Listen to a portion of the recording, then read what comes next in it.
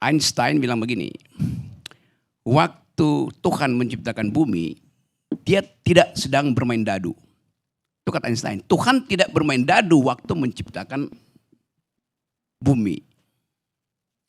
Kenapa Einstein bilang begitu? Karena dia punya formula, E equals mc square itu.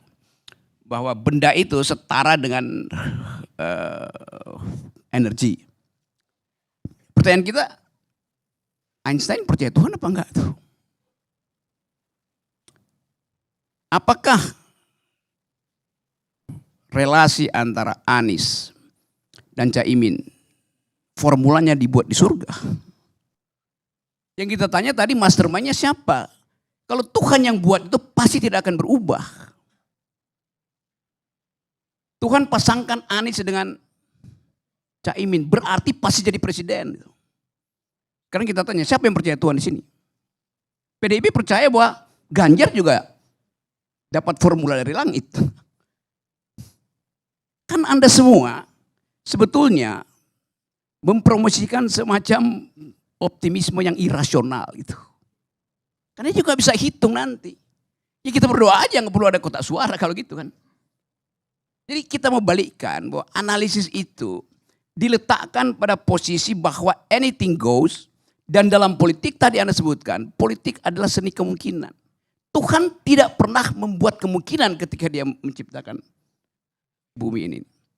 Bahkan politik adalah the art of attacking the impossible. Bahkan yang tidak mungkin masih bisa dilanjutkan. Hubungan antara Anies dan Caimin itu adalah attacking the impossible. Yang tadi Anda nggak bisa bayangkan mungkin, itu terjadi juga. Yang kemudian dirumuskan di situ sebagai pengkhianatan. Hak dari Demokrat untuk mengatakan itu. Karena Demokrat menumbuhkan harapan etis bahwa yang dimaksud dengan perubahan itu adalah jejak yang ditinggalkan oleh koalisi ini tidak boleh dihalangi oleh pertimbangan kuantitatif apapun. Kan call-nya Demokrat itu tinggi sekali kan, kualitatif itu. Dasarnya itu. Tetapi bagi Nasdem bukan kualitatif yang penting, tetapi kuantitatif. Karena itu pertanyaannya, Anies dipasang itu atas dasar pertimbangan kualitatif atau kuantitatif? Kuantitatif. Kan begitu kalkulasinya kan, supaya menang di Jawa Timur, maka mesti ada Caimin. Itu pertimbangan kuantitatif. Yang nggak mungkin dibantah oleh SBY itu. Kan orang bilang kalau kuantitatif memang SBY nggak ada di situ. Di Jawa Timur kecil. Tetapi pikiran SBY bukan kuantitatif, tapi kualitatif. Begitu Caimin masuk, ide perubahan itu berubah kimianya tuh. Karena dia bukan lagi antitesis. Jadi saya mau terangkan ini dari sudut pandang political ethics. Saya nggak ada urusan dengan kalian itu. Nah kita mau lihat sebetulnya itu. Saya bicara dengan BEM UI kemarin tuh. Bicara dengan BEM Muhammadiyah tuh. Semua bertanya, ini apa mainan ini sebetulnya? Yang sudah fix dengan ide perubahan. Bagi mereka ternyata perubahan itu mundur lagi. Pak Prabowo bilang koalisi Indonesia maju. Salah. Koalisi Indonesia mundur. Karena Caimin mundur dari koalisi itu. Kan logiknya begitu kan.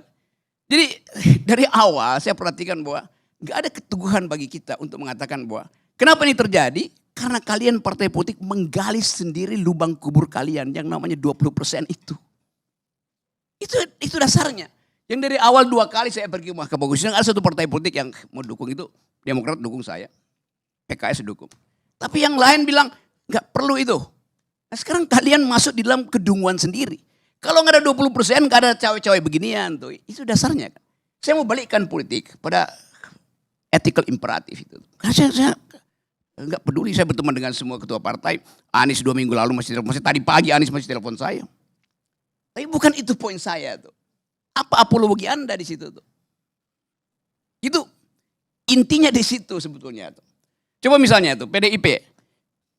Tadi PDIP bilang ya tunggu aja. Kalau saya tuntut tunggu apa itu? Cawapresnya itu akan merepresentasikan wilayah secara kuantitatif atau ide. PDIP mungkin gak begitu penting, dia udah dapat 19% itu. Tetapi kalau kita lihat bahwa ada perubahan, bahwa Anies bisa rampok suara dari Jawa Timur, PDIP cemas-cemas juga. Siapa yang akan ganti pos? Kuantitatif artinya. Kalau kuantitatif mungkin Ridwan Kamil yang lebih pas di situ. Supaya Jawa Barat diambil oleh PDIP itu. Dari mana? Ya dirampok dari Gerindra. Nah, itu wilayah Gerindra. Tapi saya bosan hitungan begitu. Karena ini hitungan yang gak masuk akal dari awal itu. Jadi gak jelas fungsi dari wakil presiden itu menambah suara atau menambah kualitas ide perubahan tuh. Begitu Cak Imin dipasangkan pada Anies, kuantitasnya berubah, kualitasnya menurun. Itu logikanya begitu. Karena tetap orang lihat bahwa Anies akhirnya masuk di dalam pragmatisme itu. Karena kuantitatif itu. Dan itu yang terlihat pada ketergesa-gesaan Surya Paloh untuk mengucapkan poin itu. Supaya nggak hilang momentum. Karena ini berebut kuantitatif kan. Hilang momentum nanti itu. Jangan-jangan Cak Imin diambil oleh PDIP misalnya. Jadi berebut momentum yang isinya adalah kuantitatif. Bisa nangkap ya poin saya itu. Oke, saya skip itu sebagai satu problem yang ada di dalam masyarakat kita. Jadi kalau dikatakan apakah kalau Anies menang akan ada perubahan? Tidak. Tidak seperti yang dibayangkan waktu bersama-sama dengan Demokrat. Memang ada perubahan, tetapi kualitasnya udah berubah itu. Al-muhafadzatu, sebentar. Ya, ini jadi jangan memaksakan seolah-olah konsep Bung Rocky itu satu konsep perubahan yang paling mutlak. Ada konsep lain dan ini menjadi pilihan kami. Al-muhafadzatu alal qadimi sholih wal akhdhu bil jadidil aslah. Artinya adalah ada hal lama yang baik dari Pak SBY yang baik, dari Jokowi yang baik, dari Bung Karno yang baik, dari Soeharto yang baik, dari Gus Dur yang baik, dari Ibu Megawati yang baik. Itu kita pertahankan, kita lanjutkan. Tapi juga ada perubahan-perubahan karena memang ini sunnatullah. Oke, saya ngerti. Cukup. Jadi jangan memaksakan satu konsep seolah-olah ini otomatis salah, otomatis ini tidak. Ini jangan begitulah. Nggak ada ilmu pengetahuannya mutlak. Semuanya relatif. Karena itu jangan memaksakan suatu kehendak seolah-olah Bang Rocky di mana Nabi. Saya salut dengan pikiran-pikirannya. Tapi ada hal-hal yang saya terkesan memaksakan. Seolah-olah ini kebenaran dari Rocky itu mutlak. Seolah-olah itu wahyu. Tidak. Relatif apa yang dibawakan itu. Anda pakai kata relatif itu. Lalu Anda kritik saya. Anda jadi absolut. Loh Anda bilang semua relatif. Ya, bahkan ya justru itu poin Anda juga bahwa Cak Imin itu mengutip semacam sejarah dari NU. Itu absolut apa relatif? Yes. Ya udah. Kalau gitu dengan. Ya karena itu saya mau terangkan versi ini. Versi bahwa masyarakat sipil terutama the intelektual melihat ini sebagai pemburukan justru tuh. Jadi kualitas kimia yang tadinya ada di dalam molekul Anies dan PCI dan AHY, kualitas kimia itu tadinya sifatnya kohesif antara Anies dan AHY. Dua-duanya ada dalam ide antitesa itu. Tetapi Anies dan Caimin sekarang dia bukan ikatan kohesi, ikatan adesi. Dua molekul yang berbeda itu. Sekarang Anda mau bilang koalisinya berubah. Loh koalisi itu dari awal nggak boleh berubah. Karena yang diatur dalam koalisi itu adalah ide itu. Bukan kuantitatif yang diatur di situ tuh. Kuantitatif itu urusan kampanye. Anda mau tambah kampanye Anda, kuantitatif Anda berubah. Tapi ide koalisi itu adalah single paradigm. Itu dasarnya tuh. Jelas itu PDIP Perjuangan.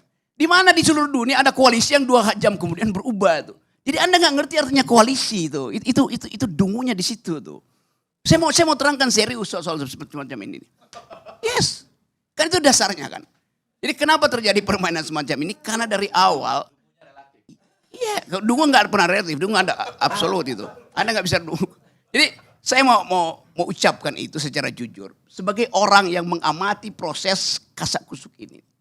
Jadi apapun yang kalian terangkan itu, masyarakat sipil akan naik, swing voters itu akan naik. Kan orang nggak lihat, ini siksaknya kemana itu. Itu dasarnya kan. Coba bayangkan misalnya, ada problem baru diusulkan di situ. Tiba-tiba koalisinya berubah lagi itu. Lalu yang namanya koalisi itu apa kalau gitu?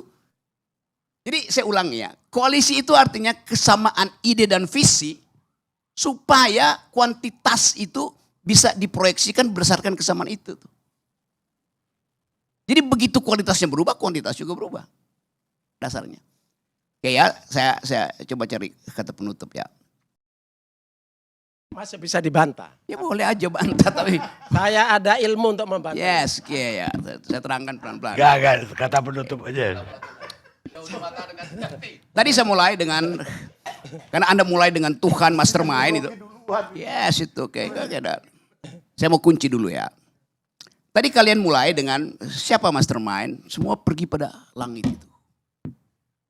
The Almighty God itu. Oke.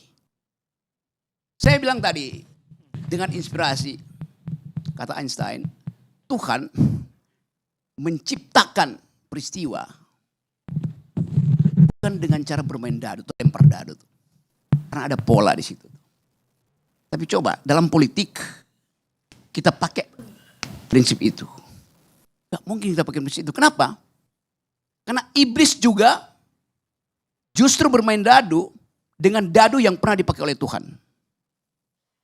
Itu politik dasarnya. Karena itu ada cawe-cawe, karena ada tukar tambah tuh. Jadi sekali lagi, Tuhan tidak bermain dadu karena dia ingin ada kualitas di dalam politik, termasuk di dalam cara-cara tukar tambah politik. Kualitas itu hilang. Artinya dadu itu sekarang dipakai oleh iblis. Dadu itu namanya 20%.